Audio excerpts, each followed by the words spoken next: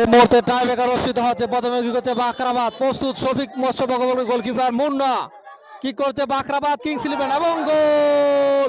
প্রথম কিকে Bakhrabad kings eleven goal আদায় করে নিলেন টাই ব্রেকারে আনোয়ারা মজিদ হুন্ডা কাপ ফুটবল টুর্নামেন্টের প্রথম খেলাটি নির্ধারিত সময়ে 2-2 গোলে ড্র থাকার কারণে কিন্তু এই মুহূর্তে টাই ব্রেকারের মাধ্যমে নিশ্চিত করা হচ্ছে। ঐতিহ্যবাহী মুরাদনগর উপজেলার পালাসুতা ফুটবল খেলার মাঠে এই মুহূর্তে কিক করছে শফিক মৎস্য প্রকল্পের শুভ, প্রস্তুত গোলকিপার শাকিল, মাঠ পরিচালনা হচ্ছেন মাসুম খন্দকার।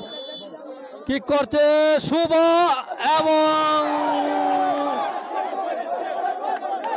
এবং গোল গোল গোল গোল।